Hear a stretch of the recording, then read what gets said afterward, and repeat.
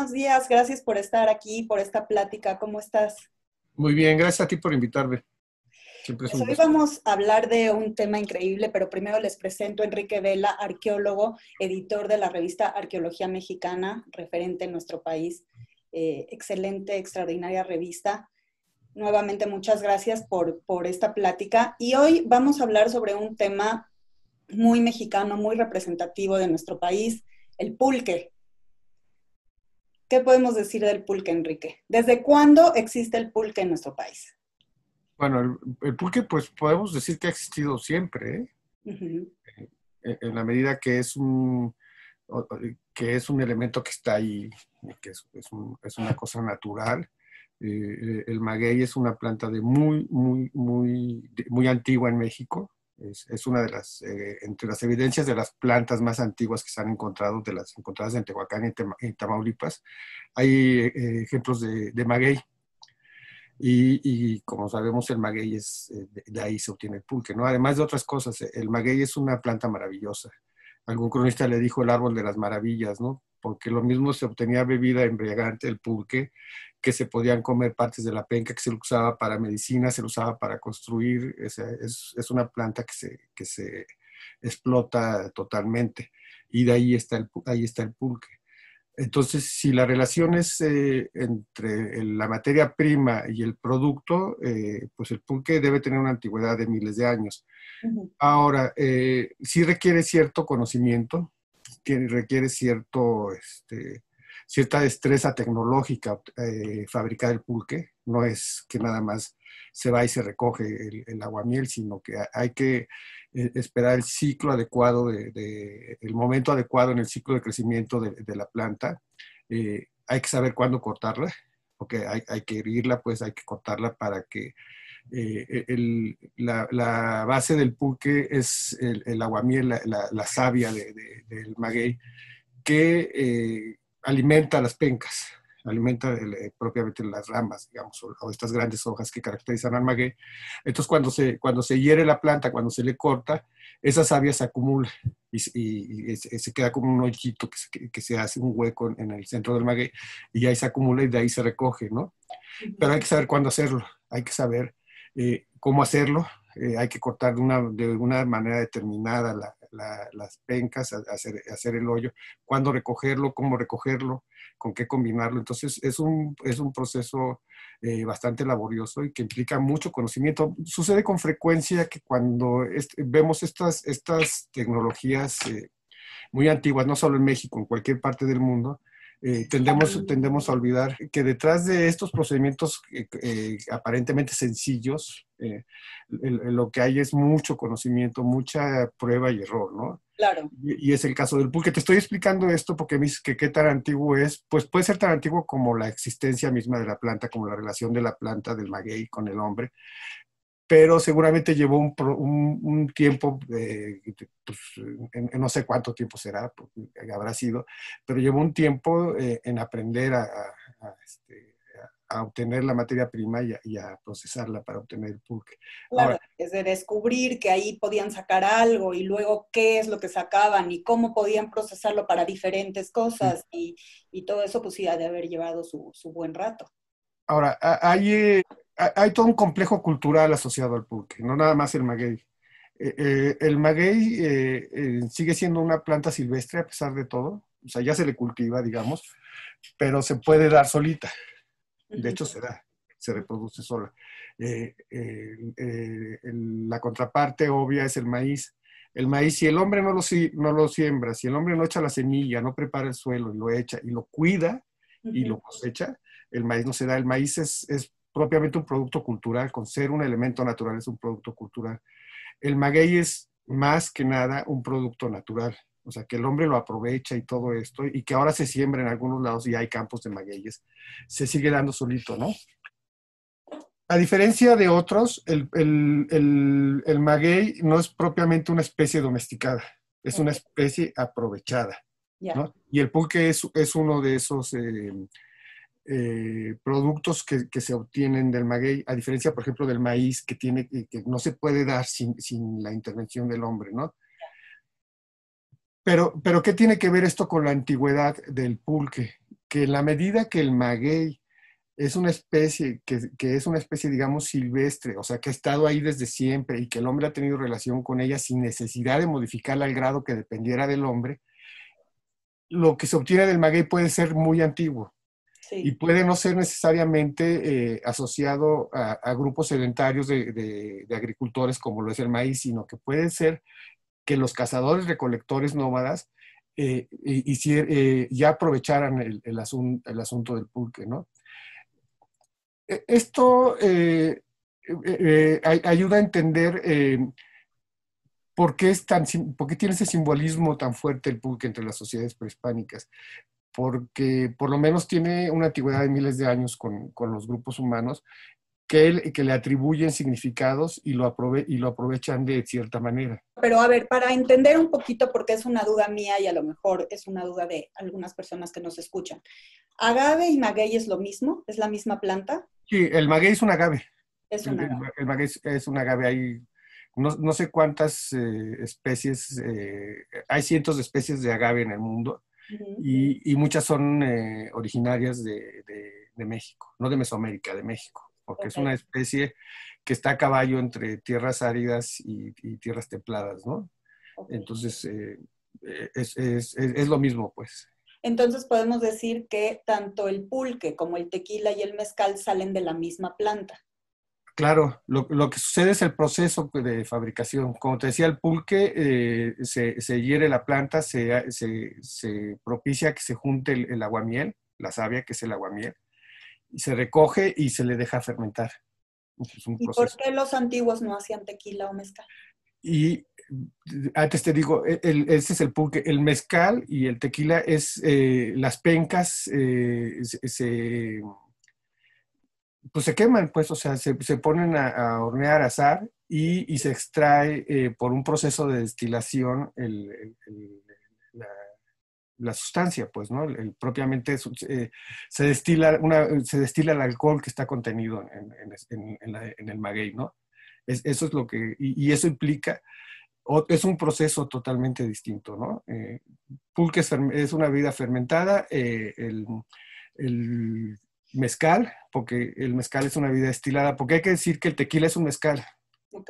O sea, se ha vuelto tan popular y tiene esta cosa de denominación de origen y es tan específico y es tan distinto a otros mezcales que ya se tiende a pensar que una cosa es el tequila y otra cosa es el mezcal. El tequila es un mezcal de la región de Tequila, Ujú. que se ganó su distinción, ¿no? Porque hay quien lo prefiere a ese mezcal de tequila que otros mezcales, que tienen sabores distintos porque son procedimientos de elaboración distintos. Eh, Es una pregunta medio complicada esta de por qué no había mezcal en la época prehispánica. Bueno, hasta hace poco estábamos seguros que no había mezcal, Ok. que no había mezcal en la época prehispánica, porque no se conocía el procedimiento de destilación. Los alambiques y todo esto asociado que se necesita para hacer la destilación, eso llegó con los españoles. Ok. Entonces no se conocía el proceso, aquí no se conocía, como no se conocía las frituras, por ejemplo, o sea, había cosas que aquí no se hacían, que son producto del contacto con los españoles, el ganado, ese tipo de cosas. La destilación es una de ellas. O Sí. sea, todas las bebidas, la mayoría de las bebidas indígenas actuales son fermentadas. O Ujú. sea, no hay grupos indígenas que destilen. Exacto. Pero hace unos, ¿qué será? Habrá sido por el 2006, 2007, en Xochitecas, en Tlaxcala, unos arqueólogos exploraron uno de los lugares en el que exploraron, encontraron un horno que al parecer se utilizaba para procesar las pencas del maguey para producir una bebida destilada. Ok. Entonces ellos argumentan, no conozco a fondo el trabajo más que un par de articulitos, ellos argumentan que es una prueba de que había destilación y que por lo tanto el mezcal ya existía en México antes de la llegada de los españoles. Hay varias cosas ahí, es el único sitio donde se ha encontrado eso. Ok. Siempre es complicado tener una sola evidencia, pues, un solo dato. Siempre es necesario tener otros datos para corroborar lo que se está diciendo. Entonces, también es un poco aventurado decir que a partir de un solo hallazgo existe algo general, ¿no? Okay. Habría que revisar bien los contextos de excavación, aunque son arqueólogos muy reconocidos los que están diciendo esto, ¿no? Pero por ahí también alguien me dijo, bueno, si hubiera existido el mezcal, ¿dónde está el dios del mezcal? O sea, no se habla de mezcal en la época prehispánica, no hay un dios. No es asunto menor este de que dónde está el dios del mezcal, porque, por ejemplo, del pulque están los dioses, están los mitos, y no solo del pulque, está el que inventó el fuego, el que inventó el maíz, o sea, Claro. prácticamente todo lo que tenía sentido en la vida prehispánica tiene un dios, La una entidad. concepción de la vida era a través de los dioses y de la religión. Porque era una manera de explicar el mundo. Entonces, el mundo es lo que ves, es lo que vives, ¿no? Entonces, si el mezcal, las bebidas destiladas existían, deberían de haber tenido una explicación del lugar que ocupaban en el mundo y no existe, pues. Pero es un tema abierto, pues. O sea, he visto discusiones encendidas entre colegas sobre que si existe o no el mezcal. Yo creo que no existía, pero digamos, es eso. Y hablando de todo esto de los mitos y de la religión, hay un mito originario del pulque. Sí, por lo menos conocemos dos mitos del pulque, pero debe haber habido más. En la medida que era una bebida tan extendida, tan de uso, que prácticamente cada grupo debe haber tenido su mito, ¿no?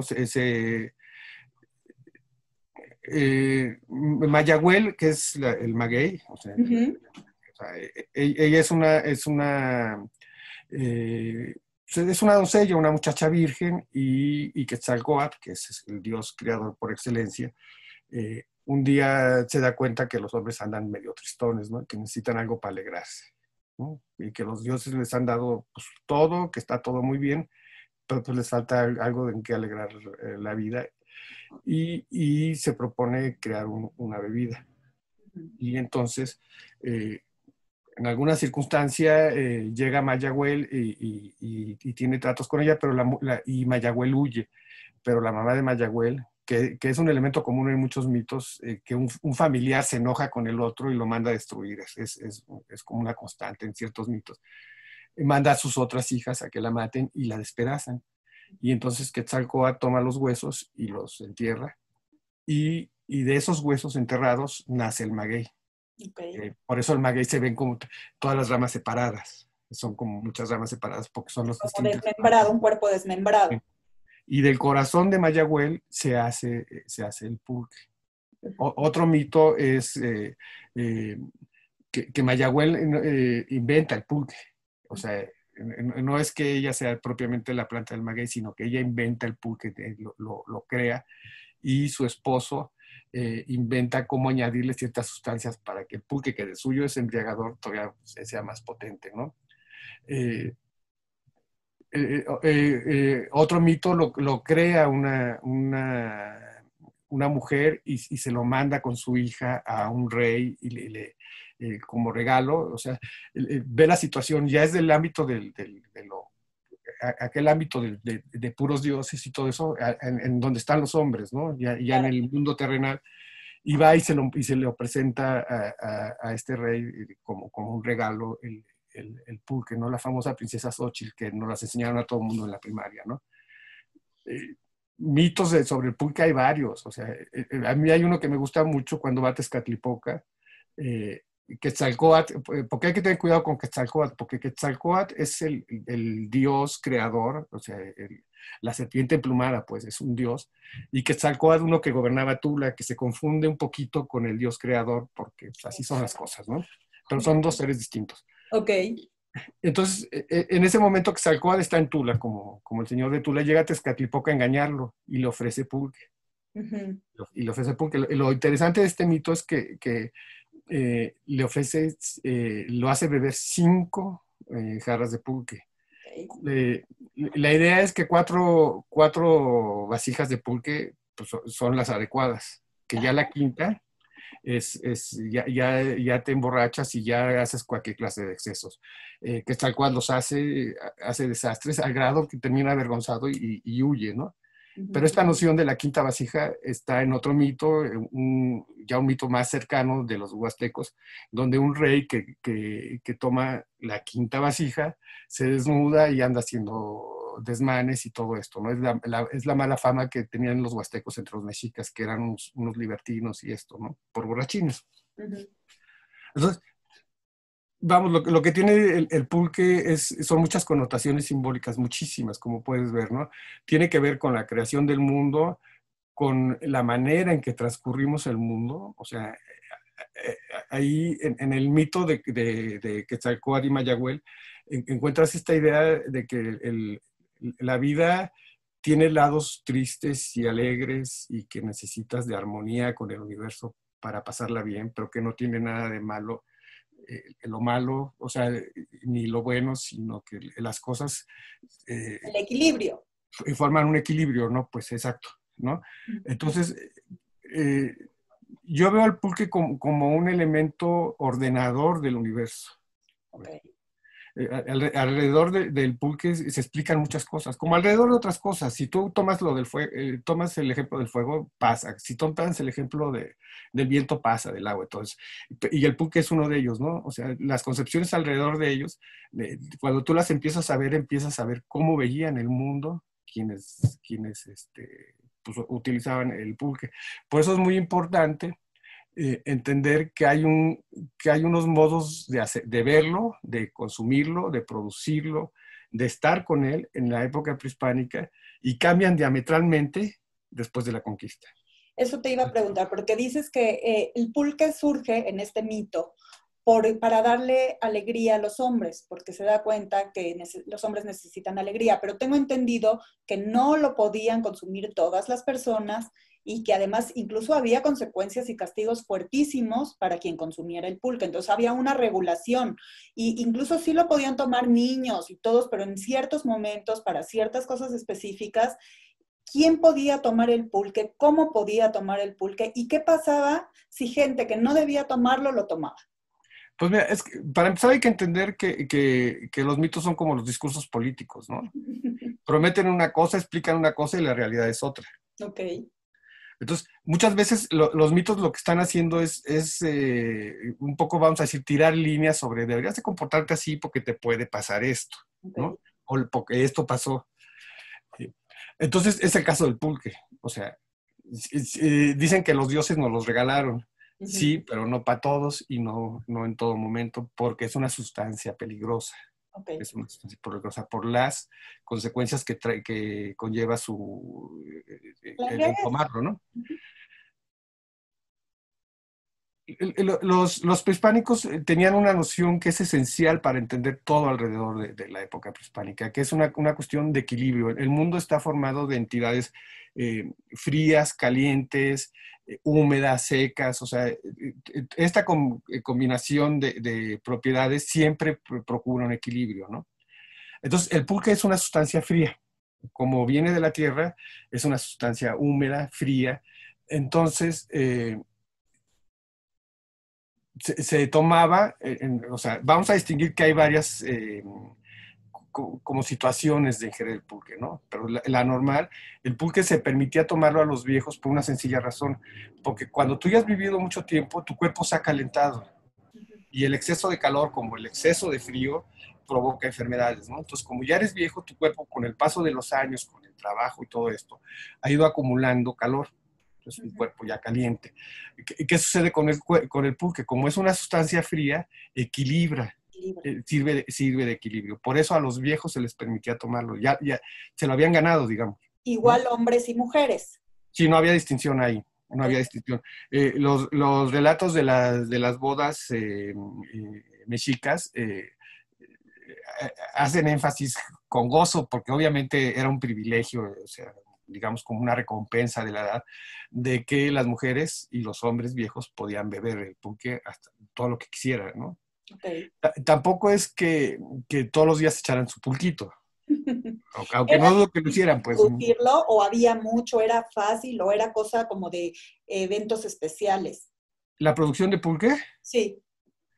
Es que cuando te decía que no solo tecnológicamente requiere un conocimiento, o sea, de saber cuándo, cómo, precisamente, técnicamente, ¿no? Sino que además, cuando tú acudes al maguey a obtener el aguamiel, estás acudiendo a la diosa. Y a la que le vas a cortar sus partes es a la diosa. Entonces hay un rito en el que le pides permiso para hacer eso. Okay. Hay un rito cuando recoges la miel, o sea, todo es un entramado ritual todo el tiempo. Okay. Entonces, obviamente, aunque hubiera muchos viejos y muchas ceremonias, y se estuviera todo el tiempo en esas ceremonias permitiendo a ciertos grupos o a otros tomar pulque, nunca fue la demanda que hubo a partir de la colonia. Yeah. O sea, algunas de las grandes fortunas de los siglos XVIII y XIX se hicieron a partir de haciendas pulqueras. Okay. Y no vamos a decir nombres, pero algunas de las familias distinguidas de México, el origen de su fortuna son haciendas pulqueras, porque era una demanda enorme. O sea, ¿También los españoles tomaban pulque o solo los? No, fíjate que en la colonia y hasta hace poco, se veía como que el pulque era de los indios. O sea, sí tenía una connotación clasista detrás de eso, ¿no? Se veía que era la bebida de esa gente, como dicen ellos, ¿no? Que además la consumían ya fuera de todo esto que estamos platicando. Sí, ya no tiene que ver el ritual, no tiene que ver ya ni siquiera el origen de cómo nace, ni para qué sirve, ni todo esto. Y ya era nada más para beber.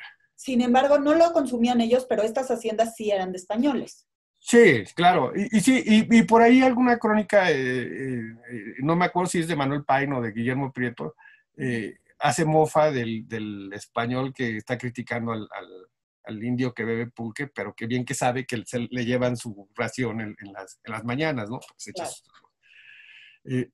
Pues quien ha probado pulque es una bebida a la que hay que encontrarle el gusto, porque como es fermentada y la fermentación siempre tiene un saborcito, por eso que no es una costumbre prehispánica totalmente, pero que sí había alguna manera de añadirle al pulque.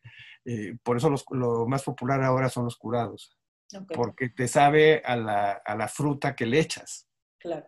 El curado de guayaba, pues te sabe a guayaba, y así, ¿no? Porque sí, siempre tiene un dejo. Son famosos los pícaros que en la colonia hacían de intermediarios, que llegaba el pulque de las haciendas de Tlaxcala, Hidalgo, y lo interceptaban para venderlos ellos, pero no se conformaban con con el beneficio de hacer el enlace, sino que le echaban agua al pulque. Okay. O sea, lo adulteraban. Lo rebajaban. Lo rebajaban, sí. Entonces, todo eso ya es propio de una industria pues, de consumo, pues, o sea, no es más que tomarlo, pues, un poco por tomarlo, pues, ¿no? Claro. No en balde porque el pulque, como te estoy diciendo, otra de las prácticas de estos pícaros que traficaban con el pulque es que muchas veces llegaba ya echado a perder, ya fermentado además, ¿no? Y entonces le echaban sustancias para ocultar el olor y el sabor, ¿no? Entonces, el pulque es muy delicado, necesita mucho cuidado, tienes que estar atento a él. Se echa a perder fácil. Sí, entonces no es casual que cuando se populariza la cerveza, el pulque es desplazado. Y entonces la bebida popular, digamos, la que se toma así, pues es la cerveza. Ahora se trata de regresar y es cuestión así como un poco hipster, ¿no? De pulquerías y todo esto. Que qué bueno, hay un movimiento en favor del pulque, pero eso ya es otra vuelta a otras connotaciones, otras situaciones. Bueno, le pasó al mezcal y al tequila. ¿Tú crees que pase igual con el pulque? El problema del pulque siempre va a ser la conservación. Sí. Siempre. O sea, es una bebida que te tienes que tomar pues, en un lapso de días. Y el tequila, pues, te puede durar 3, 4 semanas, ¿no? Bueno, hay quien le dura años. Ajá, ¿no? Estamos hablando de mí. Oye, pero decíamos que los viejos podían tomar pulque y quién más. Los jóvenes no podían tomar pulque más que si eran guerreros. No, mira, cualquiera podía tomar pulque siempre y cuando lo hiciera en la ocasión que le estaba permitido. Okay. Había de hecho una fiesta que se hacía cada 4 años o cada 8 años, no me acuerdo, que checamos el dato, donde estaba dedicada a los niños, a los niños, donde la actividad principal era jalarles las orejas. Ajá. Para que crecieran, que es una práctica que ciertos, a mí me las jalaron. Bueno, para que creciera y por otras cosas también, pero eran puras injusticias, no es cierto. Entonces, en esa fiesta que estaba dedicada a los niños, no solo se les permitía, se les inducía a que bebieran pulque. Ok, para que se pusieran bien borrachos. ¿O cuál era la razón? El equilibrio. El equilibrio. Esa era la razón de la ingesta de pulque. Siempre fue buscar el equilibrio, ¿no? O sea, ya que te pusiera borracho, pues qué buena onda, ¿no? Digamos que era un beneficio adicional, pero era como ingerir figuritas de amaranto que se hacía, o sea, pues un acto ritual como la hostia de los católicos, pues, ¿no? Proporciones guardadas porque la hostia es un poquito más sagrada que lo que, digamos, como tomar vino de consagrar o algo así, ¿no? En ciertas ocasiones los soldados podían tomarla si iban a la guerra o regresaban victoriosos. También viejos de cualquier sexo, siempre. Siempre que hubiera ocasión para tomar pulque, cuando lo podía tomar un grupo en específico, ellos podían. Y si había alguna fiesta, digamos, pagana, como bodas, bautizos y así, ellos podían. ¿Qué pasaba si alguien tomaba pulque cuando no podía? ¿Cuál era la consecuencia de la comunidad? Dependiendo quién era ese alguien. Si era un alumno de las escuelas de la élite, de los calmecacs, se le expulsaba, por ejemplo, ¿no? Y había castigo para la reincidencia. Y el reincidente, pues, era expulsado de la comunidad. Y si era muy reincidente, se podían incluso borrar la memoria de su pertenencia a la comunidad, porque era alguien que estaba alterando el equilibrio. O sea, una cosa importante que explica mucho estas restricciones alrededor de, por ejemplo, el consumo del pulque, es que los actos individuales, con ser individuales, no quedan en lo individual. O sea, lo que tú haces como individuo está afectando al conjunto social al que perteneces. O sea, un borracho no era un borracho que afectaba nada más a sí y a su familia, sino al barrio completo donde estaba. Y en consecuencia a la ciudad completa. Entonces, por eso las penas eran tan severas. Ahora, hay que decir una cosa. Cuando algo se prohíbe, cuando los mitos te están hablando que esto no se hace, cuando... ¿Qué se hace? Es porque se hace. Claro. O sea, si no, no habría que, ¿no? Entonces, claro. De hecho, el calendario ritual de 260 días, que ya ves que el día que nacías implicaba tu destino, ¿no? ¿Cómo serías y todo esto? Pues había un día Setostli, que era el día 1 conejo, y el que nacía en ese día iba a ser borracho. Así. Entonces no lo podían castigar porque pues no fue su culpa, así nació. Esa es buena pregunta, fíjate, no lo había visto así. Voy a averiguar qué pasa con eso. Porque dice la fuente que va a ser borracho y que incluso va a andar cayéndose por los barrancos y que va a avergonzar a su familia. Y todo. O sea, todo lo que hace un buen borracho está ahí descrito. Entonces, es que existía. Claro que existía. O sea, la borrachera fuera de la norma existía. Ahora, independientemente del equilibrio y los rituales y todo lo que platicas ahora, también el pulque tiene esta parte nutritiva y medicinal. Sí, bueno, eso lo han descubierto ahora. Que tiene esta cosa de bacterias, como todos los fermentados, como se producen ciertas bacterias que ayudan a la flora intestinal y este tipo de cosas. Sí, existen referencias en la época prehispánica que el pulque ayudaba a los males del estómago, por ejemplo, ¿no? A aligerar la sangre. Hay que tomar en cuenta que la medicina prehispánica es una mezcla entre experiencia, pues, entre cosas que realmente sabían que curaban, y un poco de magia simpática, pues, ¿no? Esta de que te crees que te cura, ¿no? Entonces, sí se utilizaba para ciertos padecimientos, algunos obviamente sí los curaba por estas condiciones que te digo que tiene, y otras creían que lo curaba. Pero creo que los que creen que se cura es más efectivos que los que curan, ¿eh? Eso luego, un día platicamos de eso. Mencionabas también que la planta, además de usarse por el líquido y por el pulque, la misma planta también se usaba para comida y para construcción. Y el maguey, claro. y para fibras y para un montón de cosas. Desde la época prehispánica ya se usaba, porque es muy famoso que en la época del porfiriato se hacía a partir del enequén esta Bueno, fibra donde se hacían... el algodón se conoce, o sea, se conoce bien aquí en Mesoamérica. Y con eso hacían los textiles, todas las vestimentas, pero de la élite. Ujú. Las vestimentas de la gente común eran de ayate, de ixtle, de la fibra del maguey. ¿Y cómo sabemos eso? Bueno, uno, porque se han conservado, por ahí andan unas sandalias del preclásico de 1200 antes de Cristo, que estaban en una cueva, una maravilla, unas fajas de ixtle, y porque nos los dicen las herramientas. Hay herramientas que tienen la forma adecuada para tallar la penca del maguey y extraer el isle, que tienen la forma adecuada para cortar, para hilar el isle, que debe ser una cosa tremenda, así, porque el algodón es lo que tiene, Claro. lo hilas fácil. El isle debe haber tenido que tener un trabajo muy fuerte detrás de él, ¿no? Y se aprovechaba para eso, claro.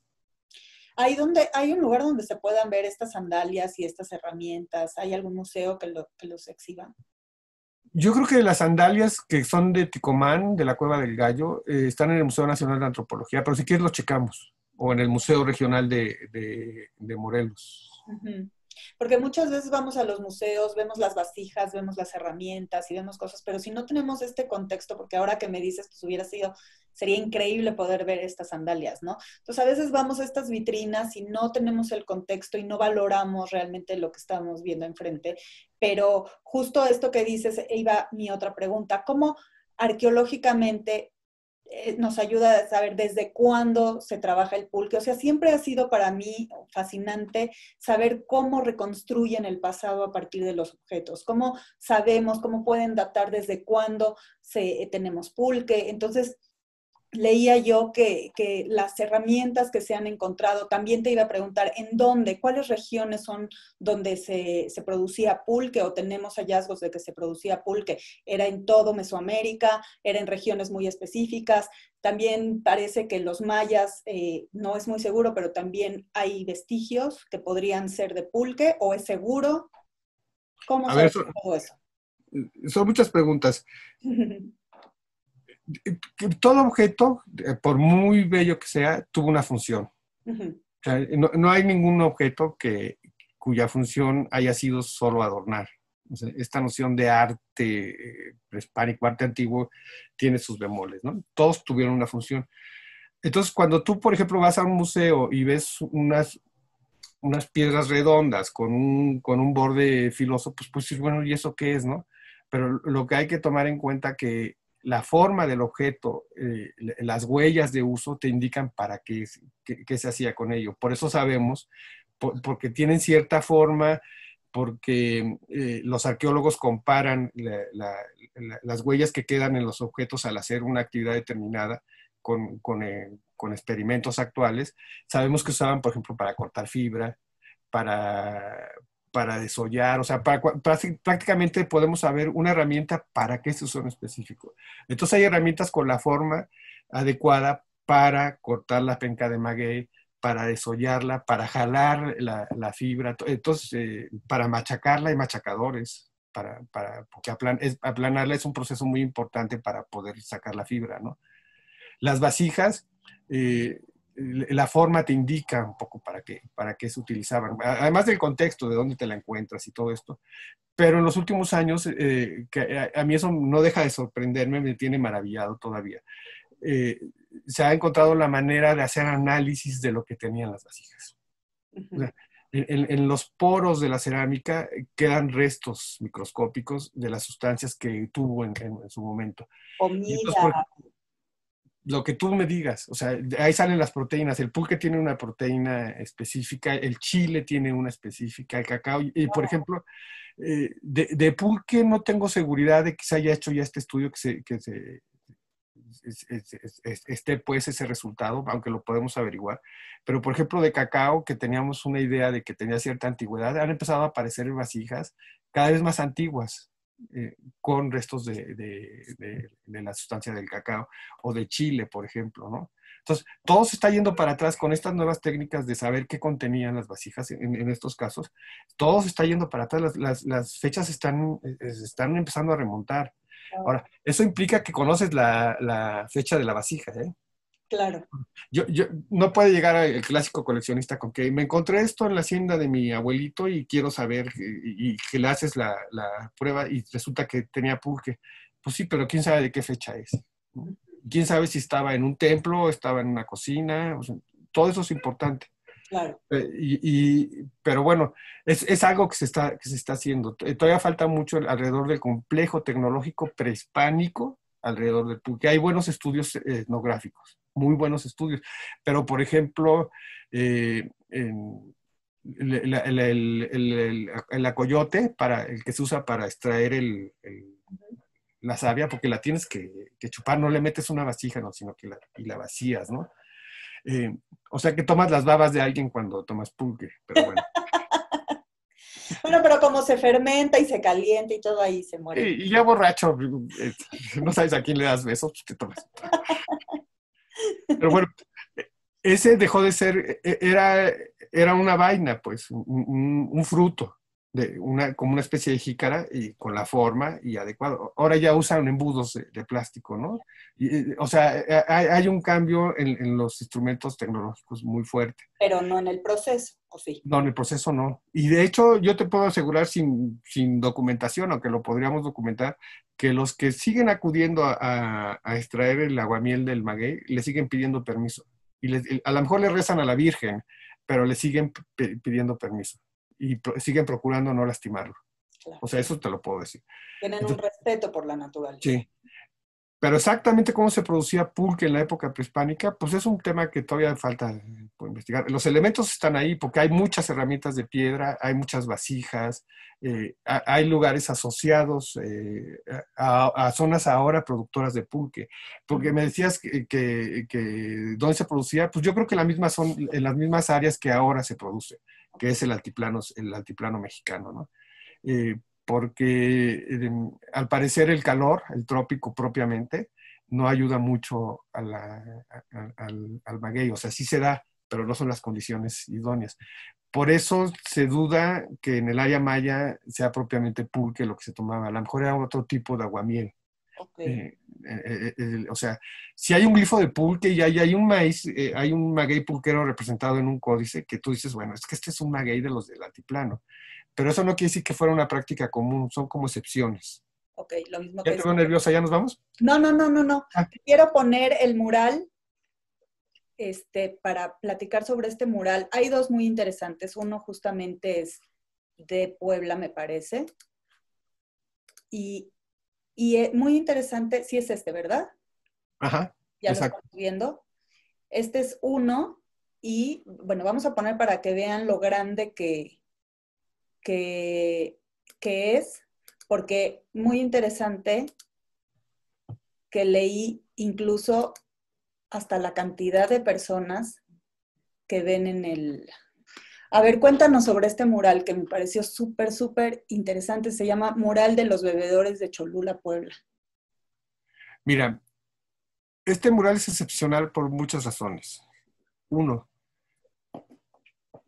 está en un edificio muy antiguo a las faldas de la Gran Pirámide de Cholula, Puebla. Uh-huh. O sea, no es parte de la pirámide, Okay. sino que del conjunto arquitectónico asociado a la pirámide estaba este edificio. En los años 60, por ahí 67, 70, Cholula fue objeto de una gran excavación arqueológica, un proyecto muy grande. Y un día a Ponciano Salazar se le ocurre hacer un pozo en el patio de los altares que está frente a la pirámide y le aparece esto. Wow. O sea, hay que decir que el edificio no está descubierto, esta es una de las paredes del edificio. De hecho, no sabemos si estas paredes que se alcanzaron a descubrir dan hacia un patio o son la parte de afuera del edificio. A este grado, o sea, es un gran túnel que está teniendo serios problemas de conservación. Tú ves ahí el dibujo, lo ves ya llenos de grietas y así, pues hoy en día está peor, porque está soportando el peso de todas las estructuras. Entonces, han hecho proyectos para ponerles unas estructuras especiales y esto y sostenerlo, porque la verdad es que es un ejemplo único, es excepcional esto, así, excepcional. Son cientos de personajes, si no me acuerdo mal, son 110, 116 personajes los que están en este fragmento. Hay que considerar que puede ser que haya por lo menos otros dos, pues otras dos paredes con esta cantidad de representaciones, ¿eh? Y Si lo no que es más. representa este mural es una fiesta, un ritual. Obviamente es una ritual, es un ritual, ritual y fiesta pues al final de cuentas es lo mismo. Ritual de qué tipo, hay muchas opiniones, ¿no? Al principio se decía que nada más era una ceremonia, de hecho por ahí algunos de los artículos tempranos sobre este mural se llaman una ceremonia de embriaguez en Cholula, Puebla, ¿no? Ujú. Pero como hemos estado platicando, no había fiestas como las de nosotros, que vamos a echar un trago, ¿no? Y juntarnos a ver quién se emborracha primero y quién suelta las verdades más rápido. Esto obviamente es un ritual, entonces en ese sentido habría que analizarlo. Como hay, entre los personajes hay algunos que obviamente son muy jóvenes y se ven bien físicamente, alguien propuso que son soldados que estaban en una ceremonia previa que se iban a la guerra. Eso habría que verlo. Lo interesante de bueno, es que que vemos que había ceremonias masivas de ingesta de pulque. Ok. O sea, como un poco como la fiesta aquella de los niños que te decía, o algunos otros momentos en el calendario ceremonial mexica, que se permitía la ingestión de pulque. También en Cholula, hay que tomar en cuenta que estamos hablando del año 200 después de Cristo. Aquí se ve un niño, ¿verdad? Este podría ser un niño.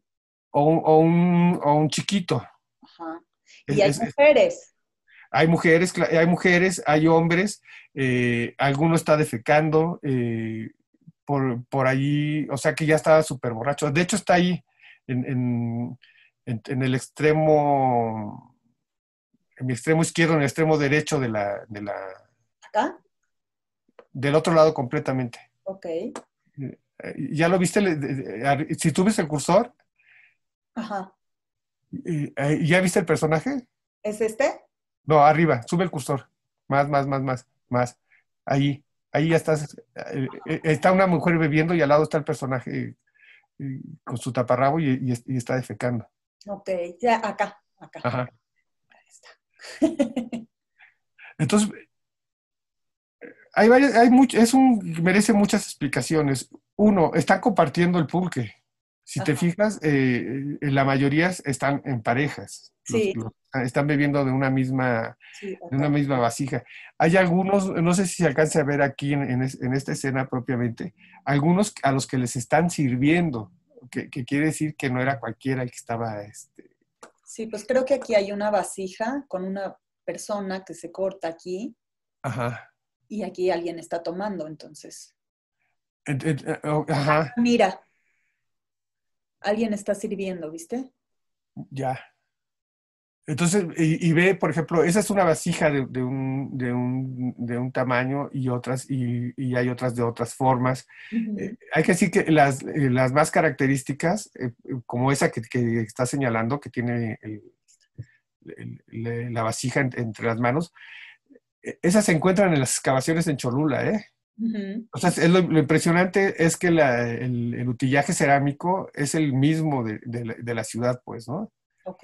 Los vasos también son similares a los que se encuentran en Cholula y por ahí incluso hay una vasija transparente que no la veo en esta escena, una vasija hecha de tecali, de piedra, de cristal de roca, que se ve que se transparente. Merece un análisis. Por ejemplo, esa parte que estamos viendo ahorita, si ves, tiene dos perros.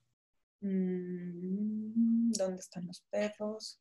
Justo sí, ahí hay uno de los perros y el otro está enfrente, en esa misma línea. Ya, acá. Entonces, todo eso hay que analizarlo porque pues, los perros son asociados al inframundo, por ejemplo, ¿no? ¿Qué Eh, tiene que ver el pulque con el inframundo?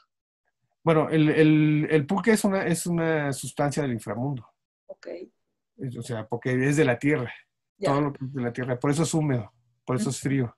Ujú. Entonces, es un mural muy, muy, muy interesante, a que le falta mucho análisis también. Siempre te voy a estar diciendo lo mismo, pero le falta mucho análisis, porque no... Eso es bueno, porque decir que ya acabamos de ver todo y de analizar todo y de aprender todo, a mí me parecería poco real, ¿no? Todos los personajes están bien vestidos, llevan joyas, llevan collares, llevan orejeras. eh, Como bien dijiste, hay mujeres, hay hombres, hay unos que tienen máscaras, que bueno, se ha dicho que tienen máscaras, pero bien podrían ser personajes que están transformándose. O Okay. sea, que ya han alcanzado tal borrachera, o dirían los serios, tal estado de éxtasis, que ya están pasando a otro plano, ¿no? Se están Entonces, transformando. el que pintó está representando esta transformación de la Sí, persona. claro. ¿Sí? Que es un tema recurrente en la iconografía prehispánica, la transformación de personas. Es un recurrente. No, no sería raro que fuera el caso de los murales de los bebedones. Ahora, también esta parte del alcohol en el ritual es para tomar ese estado de inconsciencia un poco, de un estado especial para conectarse con la divinidad. Sí, y no era la única sustancia el pulque, ¿eh? El tabaco silvestre, el jet, si tú lo fumas, sí empiezas a ver visiones, ¿no? Y había había hongos, o sea, había sustancias para cruzar estos umbrales, para dirigirse, pues, a tener comunicación con los dioses, pues, o con las entidades de otro ámbito, ¿no? Por eso estaba restringido, porque no cualquiera, o sea, pues, voy a ir a visitar a mi señor que está al Coat, ¿no? Así nada más. Pues no. O sea, tenía que haber una razón, tenías que tener cierto estatus para hacer ese tipo de cosas. Y yo creo que había otros más potentes que el pulque. Nunca me he puesto una borrachera con pulque, pero me imagino que un buen hongo y te provoca menos problemas, porque según entiendo con el pulque terminas vomitando y así, ¿no? No Yo sé. también leí que está relacionado como con la sangre, con el vómito, con Entre el... los mayas.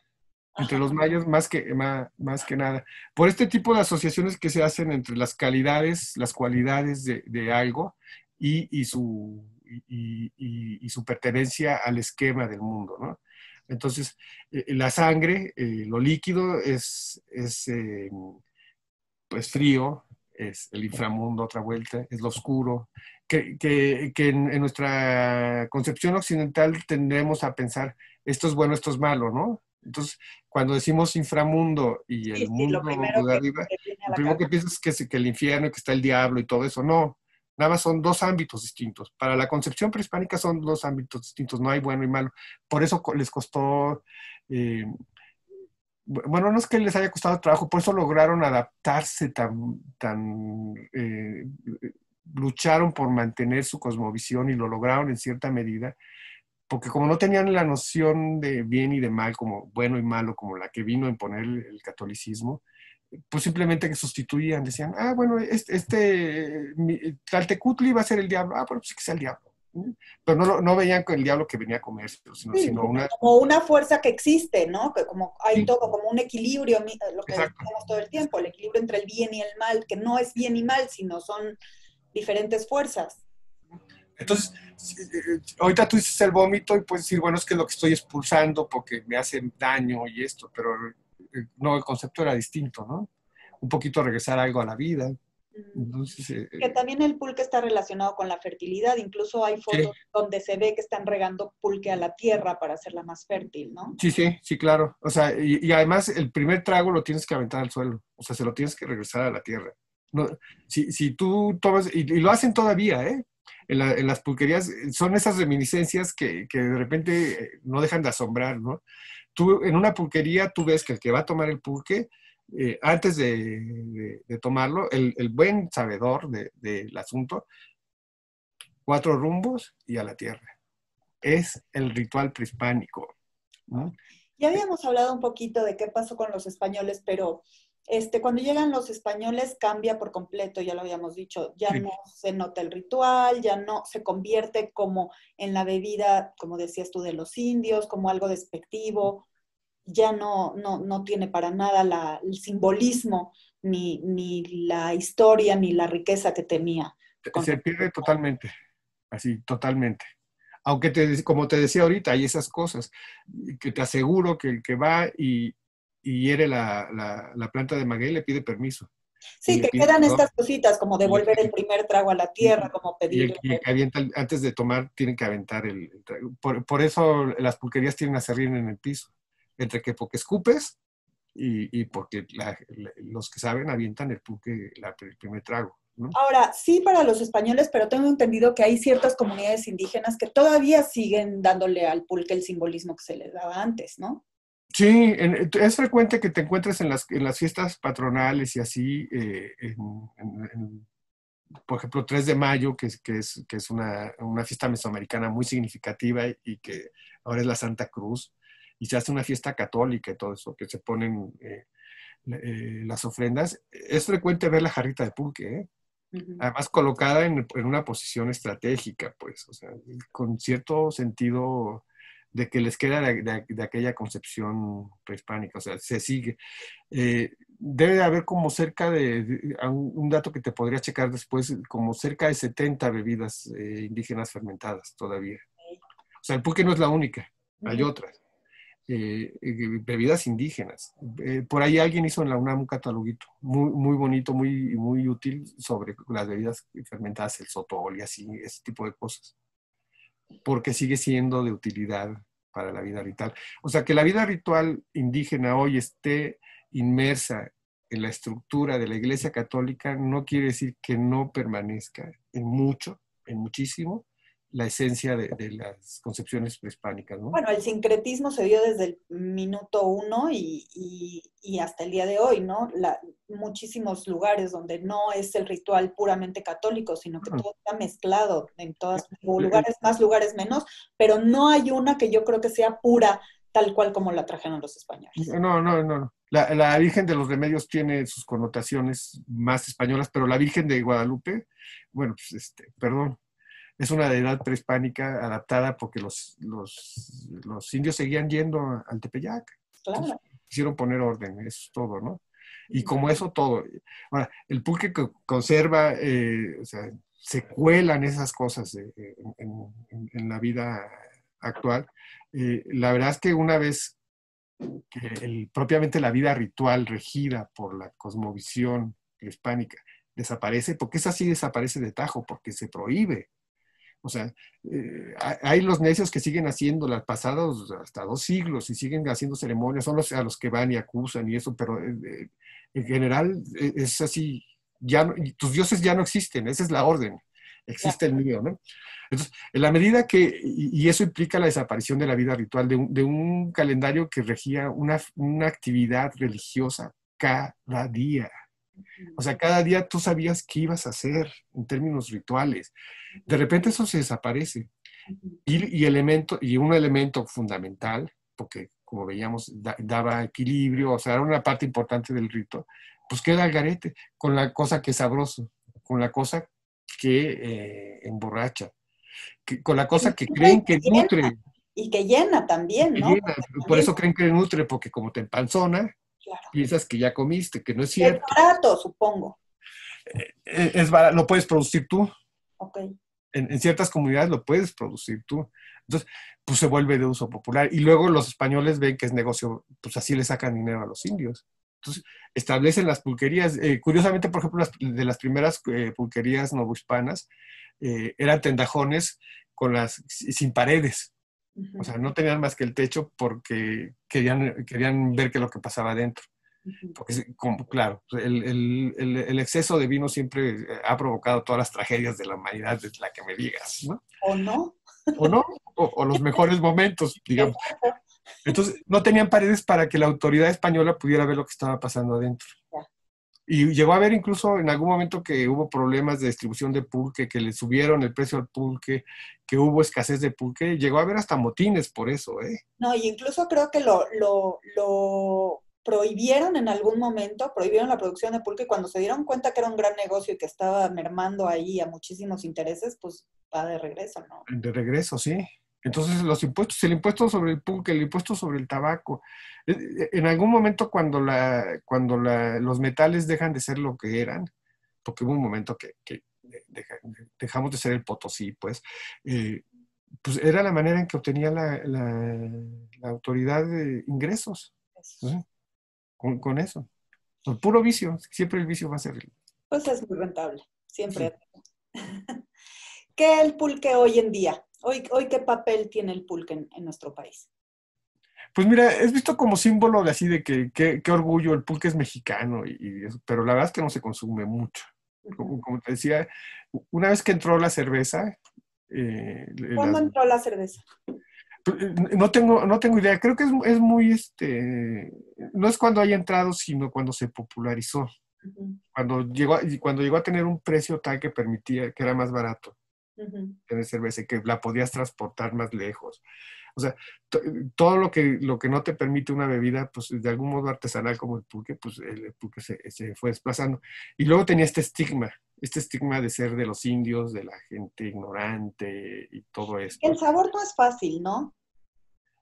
Pero no es fácil el sabor de ninguna bebida. La primera vez que tomas tequilas, a ver quién no hace gestos, ¿no? Sí, sí. O un vino para el que nunca lo ha probado ni ha ido a clases de sommelier, la verdad es que dices, prefiero mi Sí, cubita, ¿no? sí, Entonces, pero es que el pulque tiene además como la textura, o no sé, tiene ¿no? una consistencia, sí, sí, sí. Entonces, sí, no, no, digamos, pues es cuestión de costumbre, pero entonces como tenía todas estas connotaciones y un México que no solo hay una bebida más económica, de mejores condiciones para el consumo y el almacenaje, sino que es un México que se está transformando de rural a urbano y lo campesino, lo indio, se Mm. acrecenta este rollo de así no soy. Todo eso tiene que ver con el declive del pulque, que sin duda tiene que ver que las tierras de las haciendas pulqueras se dedican a productos más rentables, pero en medida que el pulque ya no es tan demandado. Hubo una época que hay quien piensa que estaba en peligro de extinción. Es lo que te iba a preguntar, ¿va a desaparecer? ¿Hay peligro que desaparezca? No, yo creo que no. Yo creo que no. No son muchas las pulquerías que hay ahora, pero las hay. Y yo te estoy hablando de la Ciudad de México. Cuando hicimos el número de pulque para Arqueología Mexicana, pues nos fuimos a recorrer las pulquerías que había. Y hay bastantes. Todo el tiempo están llenas. Hay unas que no tienen nada que ver con la pulquería tradicional, pero hay otras que parece que estás entrando a 1920. Qué Es padre. impresionante. Entonces, digamos, somos un país de millones de habitantes que si hay 100,000 que le gusta el pulque, pues Claro, ya lo hace negocio, ¿no? claro. Entonces, no creo que vaya a desaparecer. Nunca va a tener las connotaciones simbólicas que tuvo. Nunca va a tener el auge que tuvo en la colonia. eh, pero bueno, pues ahí está, como tantas cosas de este México que se niega a irse, ¿no? Por fortuna. Claro, sí, claro, por fortuna. Pues, ¿hay algo más que creas que se nos pasó, que es importante decir? Pues yo creo que todo y que te hice unas bolas espantosas, pero ahí tú lo No, para arreglas. nada. No, ¿No? no, yo creo que fue una plática súper sabrosa, una bebida que todos hemos escuchado, pero a lo mejor no todos sabíamos todo esto, ni qué simbolismo representaba, ni desde cuándo existe en nuestro país. Que por ahí hice una encuesta y sí, la mayoría dijo que era prehispánico, entonces eso sí Ujú. nos queda claro casi a Hay todos, noción de eso. pero no a lo mejor cómo sabíamos en dónde se producía, para cuántas cosas se utiliza la planta del maguey, cómo se tomaba, quiénes lo tomaban, por qué lo tomaban, y todo lo que representaba, ¿no? Y lo que es hoy. Entonces yo te agradezco muchísimo, Enrique, espero que no sea la última vez. Me encanta que platiquemos de todos estos temas interesantes. Por ahí tenemos una pendiente porque ahí les va la primicia. Hay hallazgos increíbles, ¿no? Últimamente encontraron algo ahí en el Templo Mayor. Bueno, todo el día hay hallazgos en el centro histórico, ¿no? Y sí, Ujú. están saliendo cosas muy interesantes. Con la cosa de que se está sufriendo por falta de presupuesto y apoyo.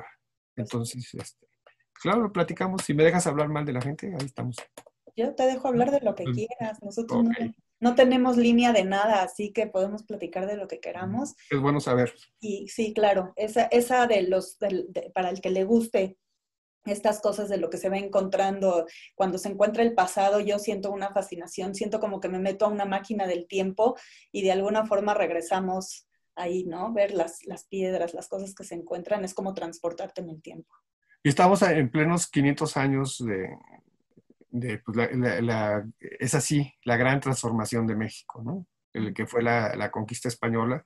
Sí. Y, y bueno, y yo que estoy un poco habituado a eso, a las exploraciones arqueológicas y todo eso, la verdad es que se te va el aliento ante las cosas que aparecen. Acaba de aparecer el Zompantli. Mm. Entonces, bueno, aparece. Cuando un arqueólogo dice acaba de, échale 10 años para acá, ¿no? Entonces, Claro, pero sí, sí, sí acaba de, pues es algo que tiene ahí más de, ¿qué serán? tiene 600. 500 años enterrado. Algo además que la mayoría de nosotros creíamos que había sido destruido. Pues, imagínate un muro de cráneos de sacrificados. Bueno, apareció, es una cosa así, se te va el aliento. O sea, la verdad es que no lo ves y no lo crees. El templo de Quetzalcóatl, las casas de Cortés, Eso es lo que acaban de encontrar, ¿verdad? Las casas de Cortés. las casas de Cortés, que no lo han anunciado, lo anunciarán pronto, que en lo que ahora es el Monte de Piedad, bueno, lo que está encontrando el equipo de Leonardo López Buján, que son un montón de entierros asociados a lo que ellos esperan que sea el entierro de un Tlatoani azteca, Wow, ya dije azteca, es mexica. Entonces, y abajo del centro histórico está la ciudad de Tenochtitlan. claro. Entonces cuesta mucho trabajo encontrarla, ¿eh? Ujú. Es así, tienes que quitar un piso del siglo XX, uno del XIX, hacerte un ladito del drenaje y de la instalación de electricidad, y ahí está la cosa, ¿no? Pero cuando quieras lo platicamos y podemos invitar a alguno de los colegas, los que Pues de veras hacen ese trabajo. vamos a hacerlo pronto. Ujú. Bueno, pues espero que te haya servido. Gracias, Enrique. A Te ti, mi mando un querida Ida. abrazo fuerte, fuerte. Igual.